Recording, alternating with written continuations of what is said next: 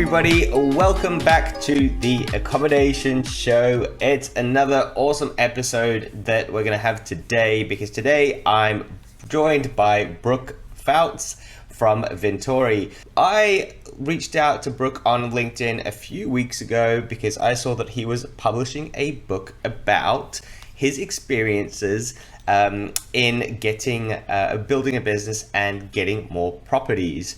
And that conversation led to him telling me all about his company and what they actually do and some of the problems that they solve. Now, I'm not going to be anywhere near as good as him at explaining what they actually do, so I'm going to let him do that. But Brooke, welcome to the show. Well, I'm excited to be here, Bart. Thank you for having me. Yeah, look, thanks for taking the time out of your busy schedule to actually do this and to share some of your knowledge. And the knowledge that we'll be talking about today is in line with some of the things that you present around the country and teaching people and educating people. So it's hugely valuable content. So I'm very appreciative. Look, Brooke, I'd love you to, I guess, introduce yourself and maybe tell us a bit about how you got to where you are today and then maybe what Vintory does as well.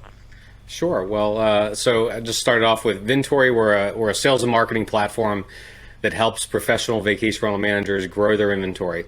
So we don't do anything with guest marketing. We don't do anything with operations. We don't do anything with OTAs or channel management.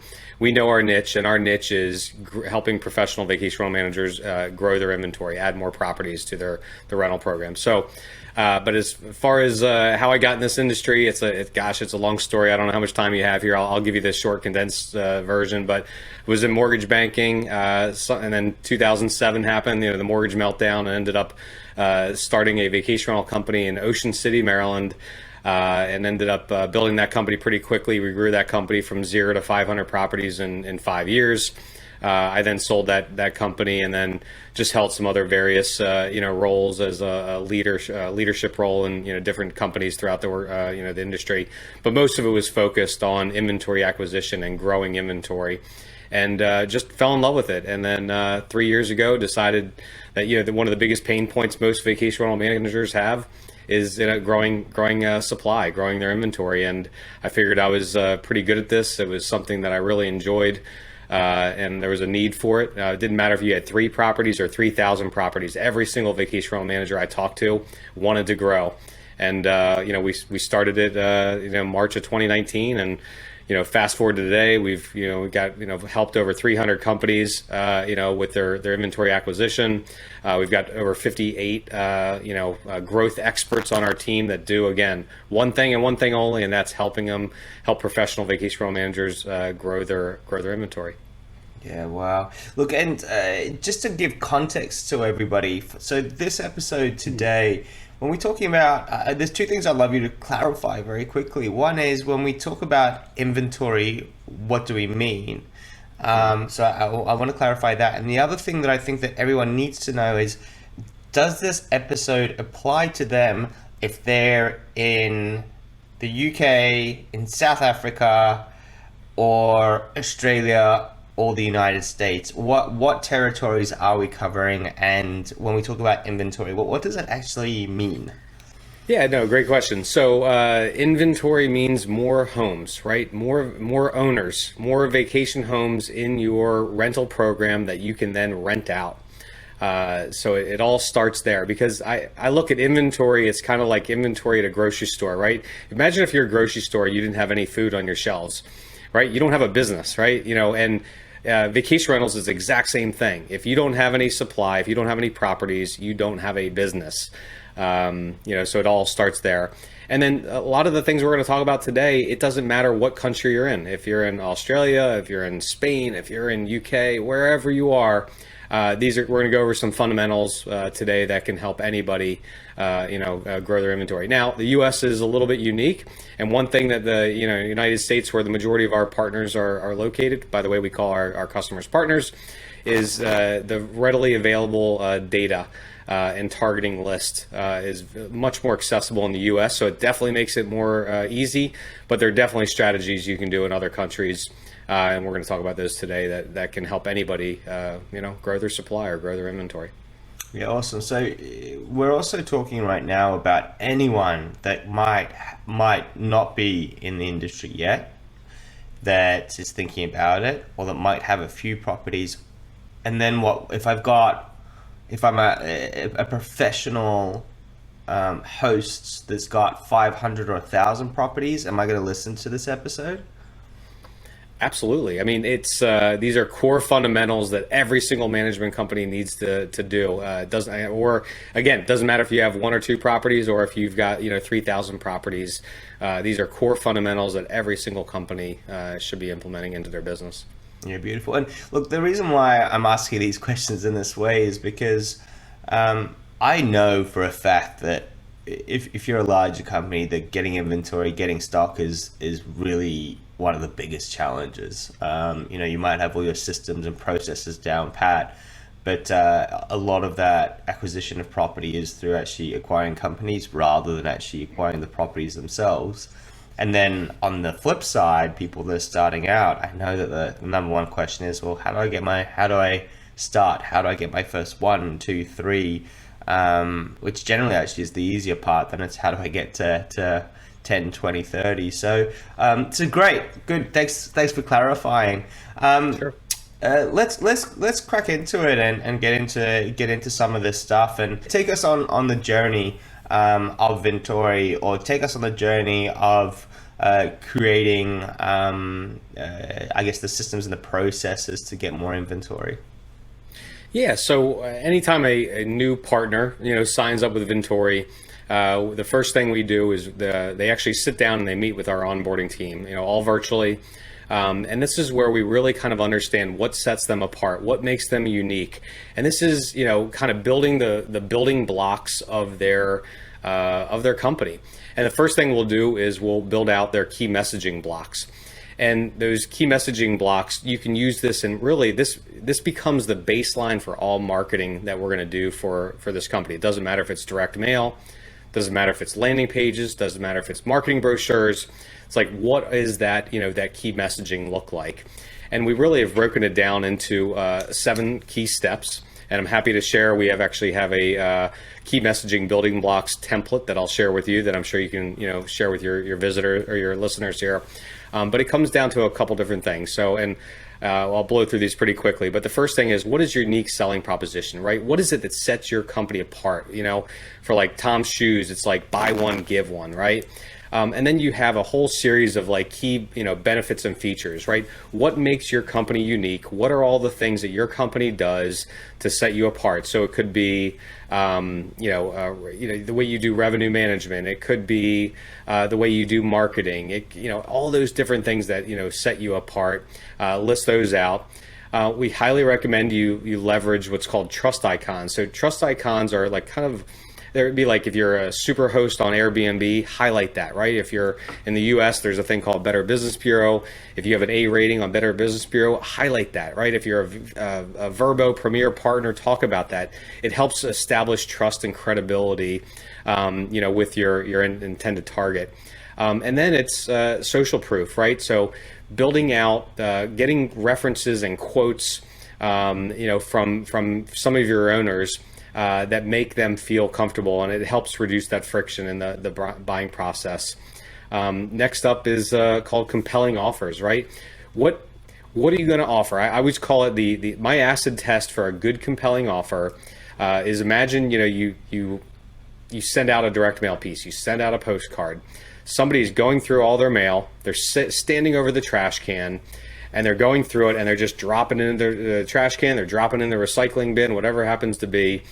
And what is it that on that postcard catches their attention, that makes them put it aside and then call you later, or at least, pause the effort, right? It could be 0% commission for the first 6 months. It could be, free smart home package, included, something that kind of gets them from dropping it in the trash can. And the last one is called a risk reversal. So a risk reversal is it's an offer that they can't refuse, right? It's also called a mafia offer, and it's what can you do that makes it the guarantee so apparent that they'd be stupid not to take it, right? So a couple examples, like Vacasa, believe it or not, has a great one. They'll beat your current rental income by $5,000 guaranteed. Evolves is even better. I love Evolves risk-free risk reversal. It is you can cancel, and if you cancel, they'll actually refund all your management fees up to that point. Now, if you read the fine print, it's you have to cancel between 6 months and the 7-month mark, and that's the only period that you can do it. But again, it sounds like a great risk reversal. And then the most important thing that Bart, too, is a call to action, right? What is what are you asking them to do? Whether it's a QR code on your postcard, which we include in all of the postcards that we do for our partners, whether it's a phone number, whether it's a landing page, what are you asking them to do that you want to drive them to that next step? Yeah. So that's where it all kind of starts, is with those key messaging building blocks. And then we go from there. We have a whole bunch of different strategies that we implement, but the beginning is really that key messaging, those key messaging building blocks. Yeah. So I guess from here, there's all those different key points we can go and we can break down individually. We can talk about USPs. We can talk about these different parts that we have to focus on. What I encourage anyone to do that's listening is to go and find those different points. So download the PDF or go back and listen to them once again. So listen to the 7 that Brooke just listed out. And then you can't tackle them all at once. You want to tackle them in that order, and then you want to review them. So you want to review them one by one and go, have we really identified our USPs? Have we really got our trust icons? Have we got our social proof sorted? And what does that look like? Can we improve on that particular point? And what's really interesting is that what Brooke has just took everyone through is a very typical sales funnel strategy. You've actually gone all the way from the top of the funnel all the way through to the bottom. Maybe there's more that can be done at the top, but you've kind of given that whole framework there. Can you explain a bit about sort of funnels and how that all works and what we're thinking about? Yeah. So what we're trying to do, is really just you're trying to take all these prospects, right? Get them into the top of the funnel and then nurture them down and get them with small little incremental bites, get them further and further, down the sales funnel, so to speak. And you want to make it very little, easy lifts, if you will. So we highly recommend building out landing pages. Landing pages are the best way to do this. And we'll talk about different ways to kind of build them, but all those key messaging blocks that we talked about would be included in that, in those landing pages. And what we're trying to do is get them to, again, small little lifts. So drive them to the landing page, give them something of value to going to that landing page, and then helping to enter in their information, so then we can then give them additional information so we can kind of nurture them, along the process. So, the Vintory system includes, these landing pages, and, we actually build out complete owner recruiting websites directly for our partners. So, if there was a company, let's just call it, VRM.com, right? We would actually create a page called join.vrm.com. And that would be an entire website developed and specifically with the intention of funneling our prospective owners, into that funnel, if you will. And but if you don't want to use Vintory, there's tons of different sources out there. One of the best as far as landing pages that we found is a company called Unbounce, and you can build an infinite amount of landing pages. I'll tell a quick story. So when I had my company Vantage Resort Realty in Ocean City, Maryland, one of the ways that we were actually able to recruit tons of owners was we created a micro landing page for every single building that we were going after. So Ocean City, there's 20,000 vacation rentals. They're all condos for the most part.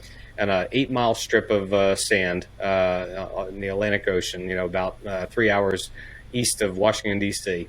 And what we did is we created a landing page specifically for every single building that we wanted to target. So there was about 5 different buildings that were high end. They rented really well. There was a high ADR, high average weekly rate. So we created a very specific micro landing page for every single community. And it ended up becoming a huge lead magnet for us. It ended up almost becoming the de facto like website of that community. And many prospective owners actually thought that it actually was the official website. So we would drive people to that page through direct mail, through digital marketing, through all these different sources, and then we would drive them to that page, and then kind of funnel them through, and then get their information with some kind of an offer, whether it be ask for your projection, rental income projections, whatever it happened to be, and then that was just the beginning process of it, and then we would send them additional information. And then obviously, give them, information about what the property would do, and obviously continue to market to them, because not everybody signs up right there. In fact, the majority of people don't sign up right there, but you want to at least get them into your funnel and then continue to nurture them along, and then, bring them eventually to the point where I would say you're just moving them one stage in the sales funnel every single contact. Yeah, look, I think that some of the things that you talked about, in terms of those different steps of getting people to become your clients. One was the USPs. So let's start off with that and just break that down for people. What are good USPs? How do we do that brainstorm? Yeah, it's just like, to me, the USP it's the one thing that sets them apart. What makes them unique? What is your differentiator? And it's really just trying to flush it out from them. It's kind of like that one line sentence that sets them apart. And it's really just, and here's the thing. Many vacation rental management companies, unfortunately, we're all very similar, right? So you're trying to, flush out and make it, what makes them unique and what makes them different. So you just want to, continue to, get to the why. You ask why about 7 different times, and then you end up, getting to it. So I've got a great example story. So one of our partners in Maui, Angie and Mike Leone, Coconut Condos. I remember asking her, I'm like, why do you want to grow, right? And she's like, to make more money, okay, or to get more properties. All right, why do we want to get more properties? I want to make more money. Why do you want to make more money? Because I want to sponsor more kids. And so I double tapped on that, and I said, what do you mean by that? And come to find out, like, Angie is a super advocate, and she's been on the speaking tour and VRMA and all the conferences and things like that, and she's very philanthropic, and like that was her why, right? It all came down to helping sponsor disadvantaged children throughout the world that are living in third world countries, and helping them, put them in a better position. But like that was her why. So it's, again, going back to the original example of like Tom's shoes, like what's their unique selling proposition? It's like buy one, give one, right? It just came down to that. So really flushing out, what makes you, unique, and what it comes down to is what is your why? Yeah, look, and I think that for inspiration, a lot of people can also go in, just type it into Google, type in and have a look at what all the different companies are doing and what they're offering as their unique selling points. One of the ones that I really like is being local. That can make you very unique as opposed to a lot of your competitors that are all over the country. And it's very rare that someone will understand your marketplace in your area as well as you actually will, especially if you're starting out. And then as you're growing, then those unique selling points will start to change because you won't be able to offer that particular unique aspect of the business anymore. So then you'll have to say, okay, so what else makes us unique? And I think the other thing that's really important is to really think about your target market and what's going to appeal to them. Do you have any comment on that? Yeah. No, absolutely. I mean, it's that's so. And we didn't even prompt this. So the second stage of onboarding is meeting with our data science team. So, and that's where we identify their ICP.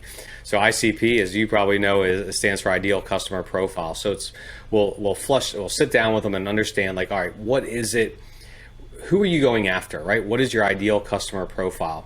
Now, as we mentioned before, in the United States, we have lots of sources that we can go out there and we can get data, and we can actually get these data lists. So we'll talk about that for now. So what we'll actually do is we'll sit down with them. We'll kind of identify what those targets look like, and we'll draw a map actually with drawing polygons on a map, and then kind of filtering down, like, all right, how many bedrooms do you want? How many bathrooms? How many square feet? What's average value? Do you want a pool? Like, we can get as narrow and specific as you want. So really understanding kind of what that ideal customer profile looks like. And then what we always recommend is actually segmenting the list into A targets, B targets, and C targets. So A targets are the targets that we are going to hit with every single channel, every single month, right? B targets we might hit on a quarterly basis. With some of the more expensive channels, and we'll hit them every month with some of the free channels. And then the C targets are the ones we might hit once or twice a year. And then we kind of go through this process of establishing how we're going to go after them. And we go after them in multiple different ways, though. So we're going to hit them what we call it the omni-channel marketing approach.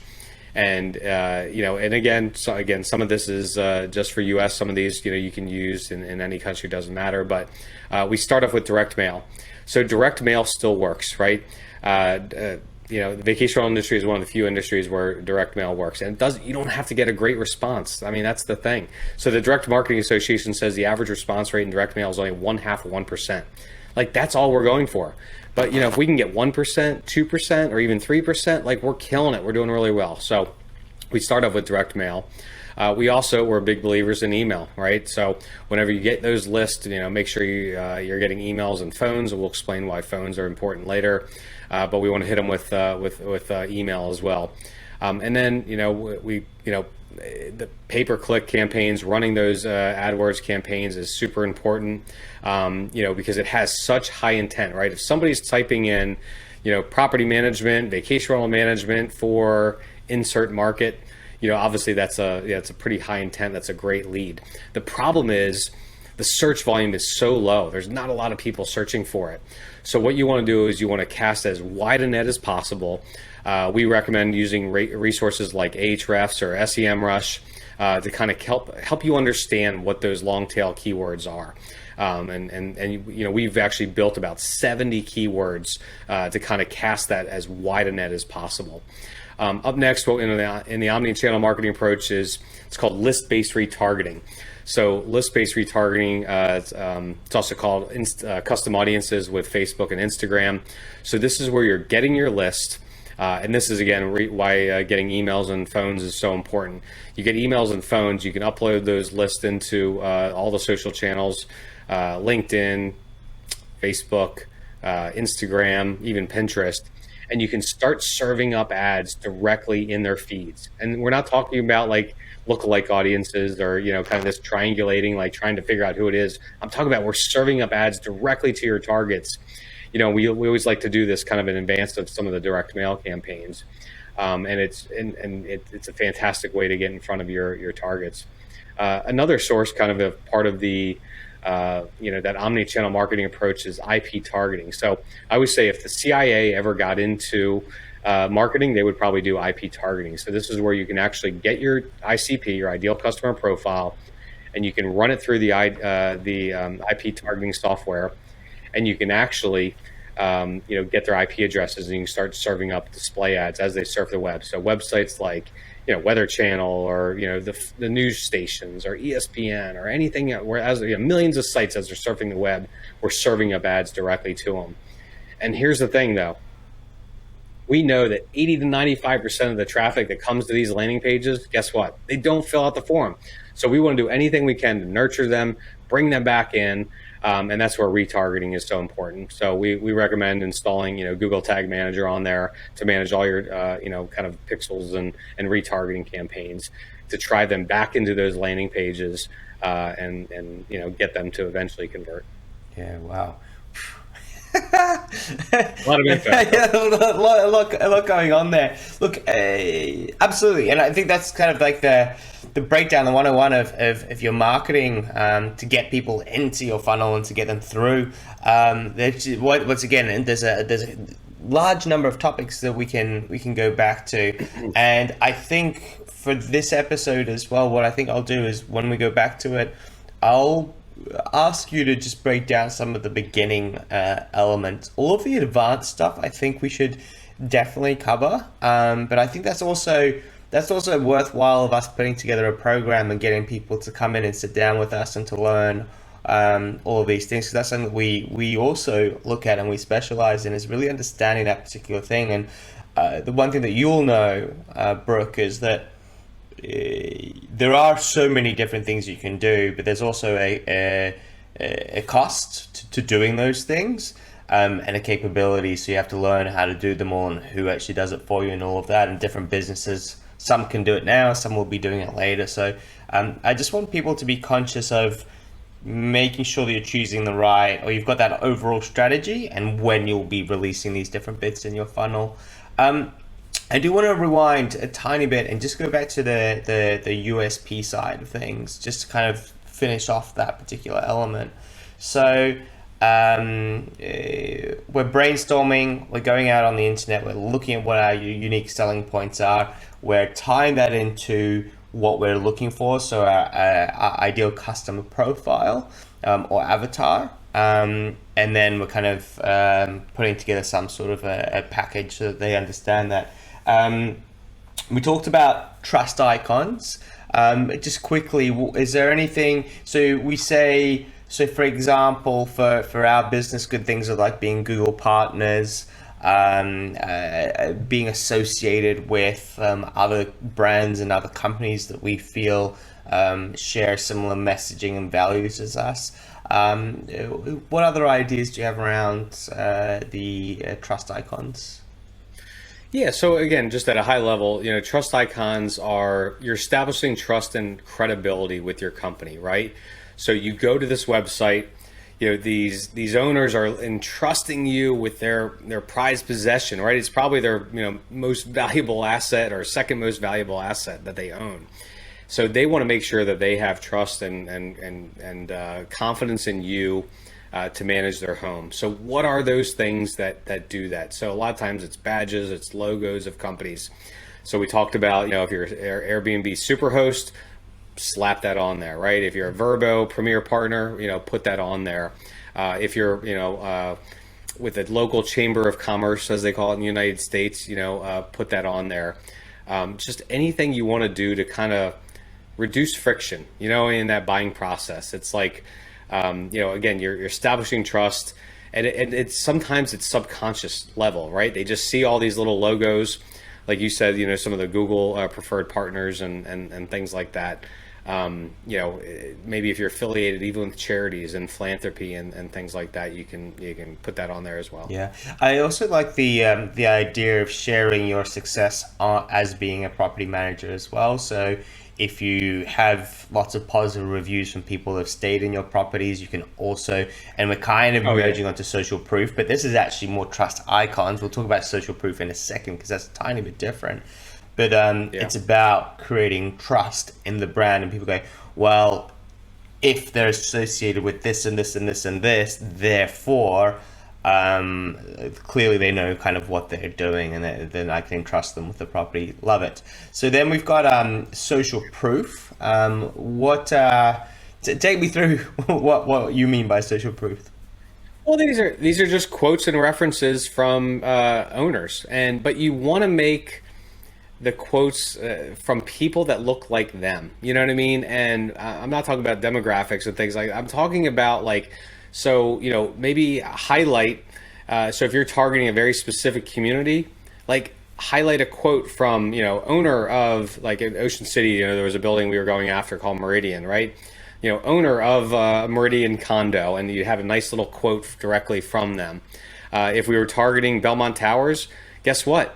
The social proof quote was from a Belmont Towers owner, because then they're like, hey, wait, it's kind of a little bit of a herd mentality, right? All my neighbors are signing up with this company. I need to do it. So it's quotes and references, and ideally it's from quotes and references from people that look, and similar to them and are in the same situation as them. Yeah. Yep. Okay. Cool. So there's a whole other episode on social proof as well. So let's because there's all the sorts of things you can do as well. So you can pull dynamic reviews, you can get videos, you can have those little quotes on your website. But it is about, like you said, I think that the operative thing is finding people that are alike to then give that feedback. And I think the one thing that gets missed out on for most marketing companies is that those reviews or that proof, it needs to be super genuine. It needs to, like if a consumer sees it and they go, oh, something's not right with this, or of course, it looks like they wrote it themselves. You've got to be careful with that. And then we've got a compelling offer that we're going to put out there. Tell us a bit more about that. Yeah, so a compelling offer. Now remember, that's the beauty of all these things. So once you build out these key messaging building blocks, right, you have this template, and again, we'll give your listeners a template they can do it. You can use these in all your marketing efforts, right? So it's so nice to have, like I said, it doesn't matter if it's a direct mail piece, if it's a landing page, whether it's a marketing brochure, and every time you're going back, you can just go right to it and you pull this in there. So compelling offer, it's giving them something that your audience can't refuse, right? It's free smart home lock. It's 0% commission for the first year. Some kind of offer. Again, it's the acid test is the trash can test, right? They're standing over the trash can, going through direct mail. Do they put your piece aside after they've read your compelling offer? Because so often, it's like they're getting tons of offers like this. You have to do something that's unique and different. Got it. Then we've got the risk reversal, which I think you already covered before, so I'm not going to cover that one again. And then the call to action. Would love you to break that down. And it seems obvious, but I think for a lot of people, they're not going to really know what a good call to action is. Yeah, every marketing piece you push out, whether it's a landing page, direct mail piece, marketing brochure, whatever, it needs to have some kind of call to action on it, right? You're asking them to take a step. What is that step that you're asking them to do? It could be call. It could be drive them to the landing page. It could be, the QR code, which, are becoming more and more popular. And that's one thing that COVID has definitely helped accelerate is the use and adoption of QR codes. Even my 80-year-old mother is using QR codes now. So, what are you trying to get them to do? And it's just, nurture them along in the sales funnel. Yeah.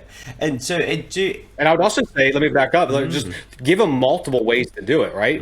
So, I may be more willing to text, right? So we'll put that on there. It's like text to this number or go to this landing page.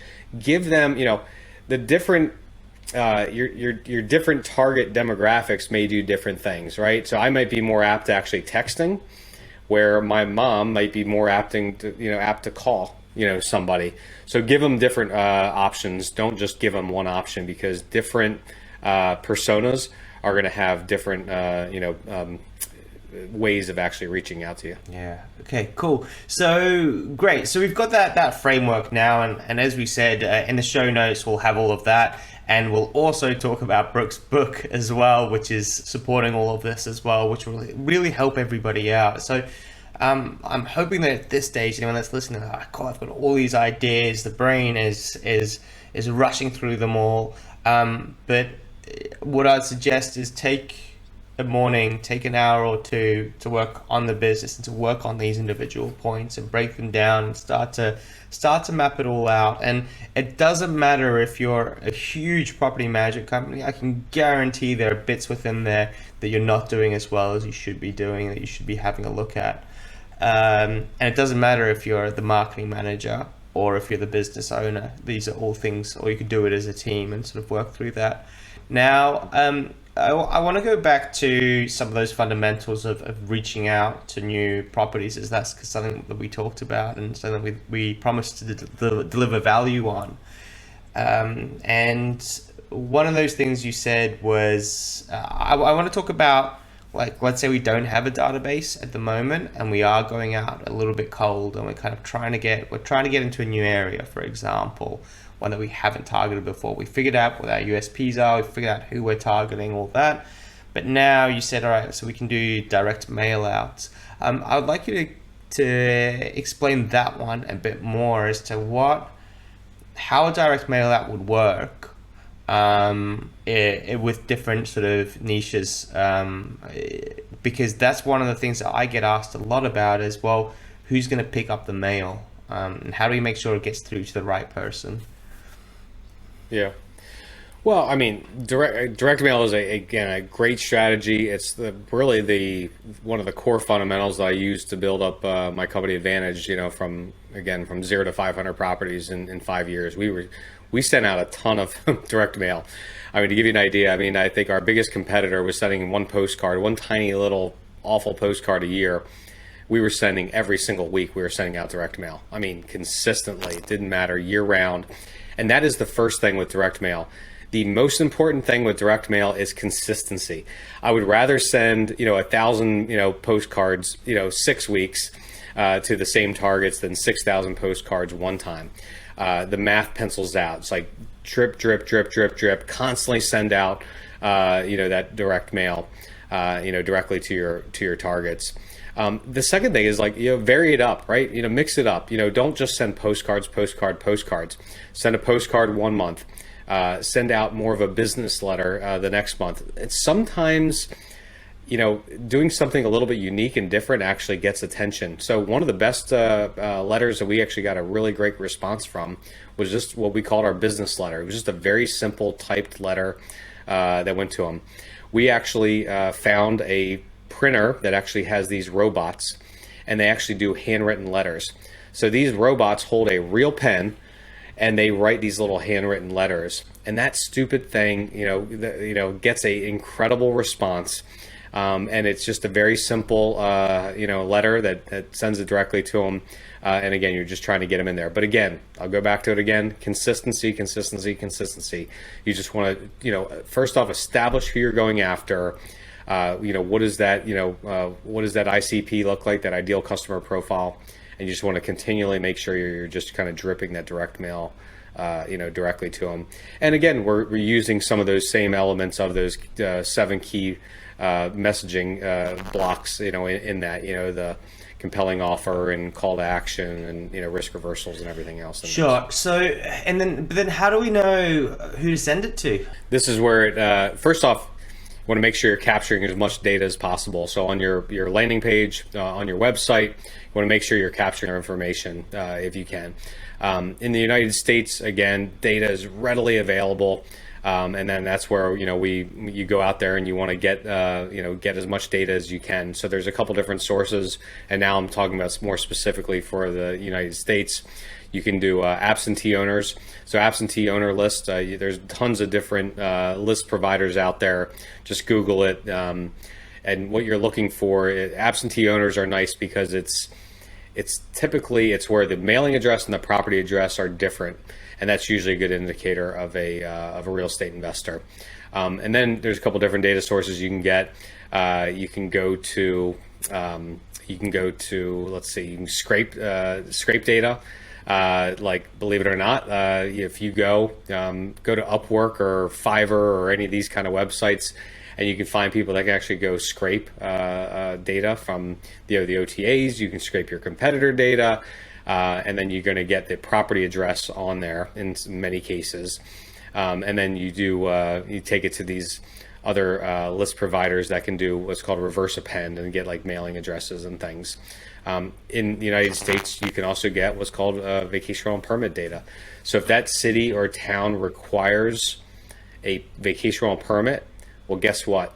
They have to provide you that information. They have to provide you their name, the property address, and very often their mailing address. in getting that information is obviously super valuable. Very often they're going to push back, but as long as you mention the Freedom of Information Act, you can get those lists. But again, look, I'm not a data nerd. We have 4 data scientists on our team. What I would recommend doing is, going to a website like Upwork or Fiverr and, just posting an ad. These are freelance websites. Just post an ad looking for somebody that can kind of help you with this. And that's exactly what we did. In fact, out of the 4 data scientists on our team, every single one of them we hired originally. We hired directly from Upwork, and now they work for us full time. Yeah. So, and look, I think everyone needs to be super conscious as well that there are different privacy laws and data laws that are coming in. So much so that Facebook's revenues have been affected dramatically by some of the restrictions that Apple has put in on their devices, so they can't target down the way that they used to. So, you need to be creative. In the way that you find this data. But I think that one of the things that you said is, competitors, right? Competitors that have already got properties, many of them will actually list the property address. Or real estate websites as well, they'll list the property address. But there is a certain element of manual work, is what you're saying, that you're going to need to do to get that data. If it's you're the person who does it, great. If it's going to be a virtual assistant or someone on Upwork or Fiverr who you're giving an opportunity to get some work, they might be able to help you with that as well. So be definitely a good area to look at. Be mindful as well of where you're getting the data from. That's from my experience as well, as that sometimes it can be a bit sticky, but make sure that that's all clean. So love it. So the one thing that I guess what we're trying to say is you do need to be targeted in terms of you're doing your direct mail. We're not just sending out thousands of postcards into a particular area hoping that someone's got a vacation rental. Yeah, no, 100%. Yeah, you want to be targeted and, again, kind of establish what you're looking for. Get that. We actually, recommend they actually break down their owners into different personas. And then actually, if you want to be really, a real, what they call baller, you can actually set it up where you're actually, creating kind of the messaging specific to each one of those personas. So I'll give you an example. So you have, RBO Ruby, rent by owner Ruby. The pain points of RBO Ruby are going to be much different than what we call venture-backed Victor. So venture-backed Victor is obviously a homeowner that's listed with one of the large venture-backed companies. RBO Ruby is obviously a self-managed property, and the pain points are going to be a little bit different. So you can actually, through digital dynamic printing, so whenever you go reach out to your direct mail or print house, make sure that they have the ability to do digital dynamic printing. So what you can actually do is change the messaging, change kind of those features and benefits specifically to the pain points of the persona that you're targeting.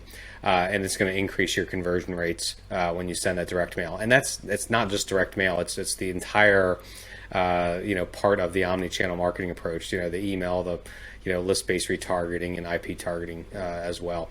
We've even seen some owners, some of our partners that will, on their landing page on their website, they ask them a question when they come in. It's like 2 blocks. Are you self-managing your property, or are you listed with a professional vacation rental manager?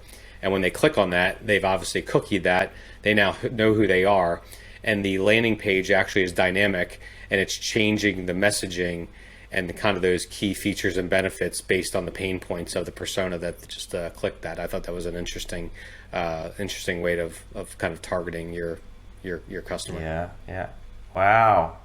Look, I'm really conscious of our time running out very quickly, and I try to keep these episodes concise because one is overwhelming. 2, we want people to follow up with us and ask us questions if they've got more questions as they go.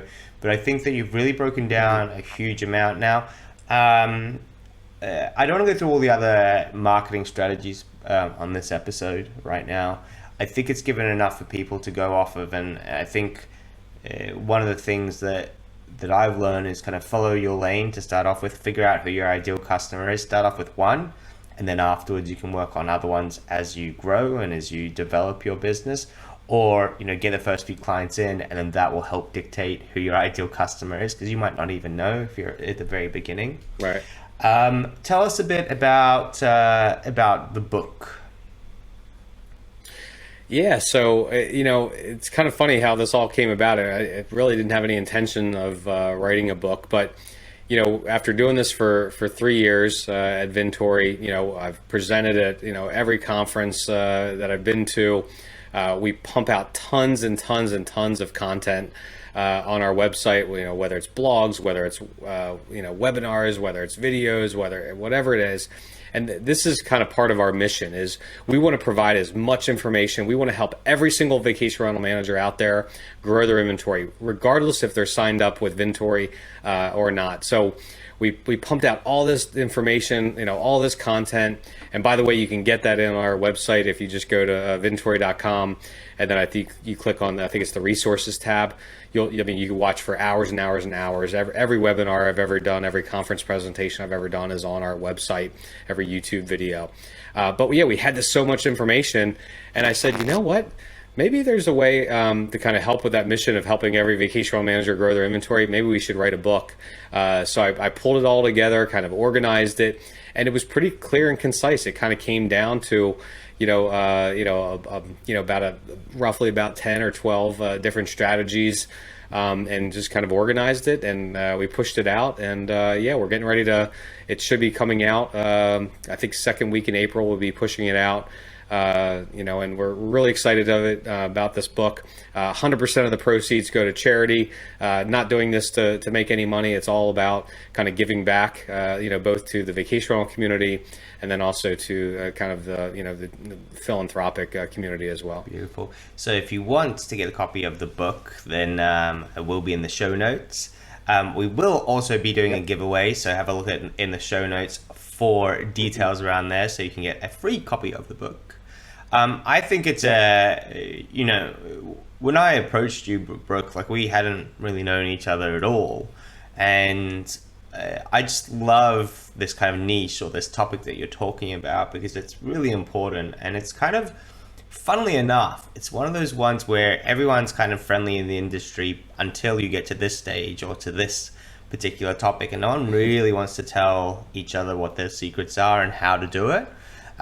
Because that's the core of the business, and if you're really successful on taking on inventory, you can kind of figure out the other bits and pieces. But this part, there's no real courses about. It's like any kind of marketing. It's just difficult to do, and to do it successfully, it's really hard. And choosing the right strategy for you is incredibly important. So as much as we can sit here and give advice and go, go do this, go do that, it really depends on your personal circumstance as to what strategy you're going to do and how you're going to build the business, and going back to your why as well. So I really appreciate the time that you spent with us today talking about all of this. We talked about the book, so they can download that. Now, how do people get in touch with you? Yeah, I mean, it's pretty simple. Go to Vintory.com, Vintory.com. You can find us very easily there. I'm not very active on LinkedIn as well, Brooke Pfautz. It's there's pretty easy to get a hold of us. Just going to our website. Great. Look, thank you so much. I really do appreciate your time. If anyone's listening to the episode and you enjoyed the episode, make sure you forward it along to someone that you like and someone that you think might benefit from this episode. Make sure you give us a like, give us a subscribe as well, because it does make a big difference, and it helps us to grow this channel and to provide more useful information to you. So thank you once again, Brooke. Have a fantastic rest of the day. Thank you. Cheers.